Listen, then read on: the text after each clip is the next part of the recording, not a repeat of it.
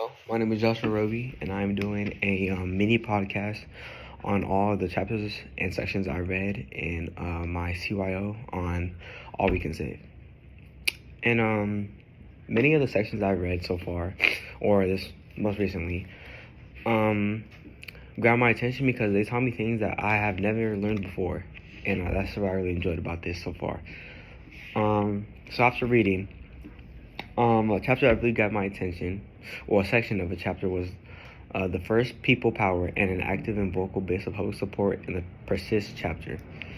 It really taught me that people need to start getting involved to help the climate change problem, and it doesn't really take that much to start making a change. Because at first, I thought a very large number of people would have to do something to change it, but after reading it, I learned it's not as much as I thought. A quote that supports this is, "One key finding is that it takes just 3.5% of a population getting active voting, donating, and taking to the streets, talking to neighbors for a campaign to win." So this is just showing how we can start off slow. We don't have to speed into things and get everyone involved right away.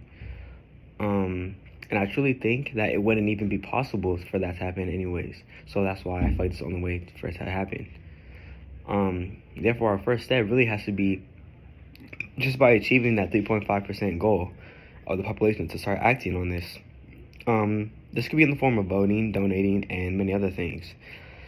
This statistic just shows that a large population of people also don't even care about the danger of climate care. And I don't blame them, because our schools don't really educate and inform us about how our earth is being harmed. You can honestly just take it from me. Like I said before, I knew that for climate change to be changed, or for us to help our world, we have to do something. But I also didn't understand that it didn't have to start off fast, and not everyone had to participate and get involved right away. But now I know that, 3.5% is just enough for us to get things started.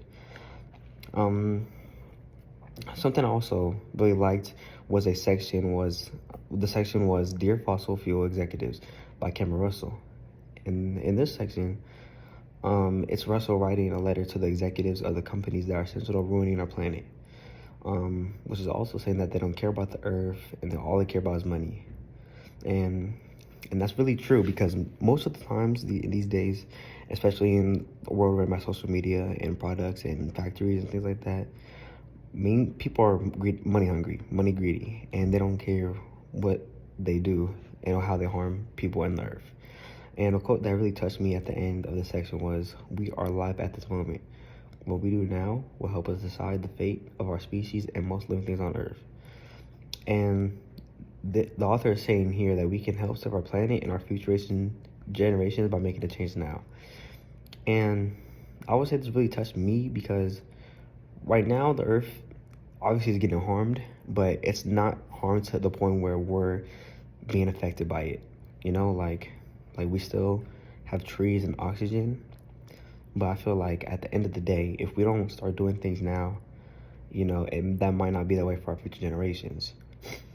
And one more section that I really agree with, or not that I agree with, was just that really made me think, was Solutions Underfoot. And basically it's just talking about a kid with no worries. A quote that was in the section was, "As a kid growing up in Ukraine, I loved playing in the dirt, using only a spoon as a shovel." And this is showing that when we were kids, we had the most fun with simple things, because life was just simpler at that time. We didn't have any worries, and we lived stress-free. I'm becoming an adult, and I would do anything to go back to the days where I was playing get outside. I'm realizing all the things that are wrong with this world, all the bad people that are in this world. And it's not stressful, but it just adds some sense of urgency in my life. Or as a kid, my mom and my parents, the people who raised me, were doing things for me. And yeah, thank you.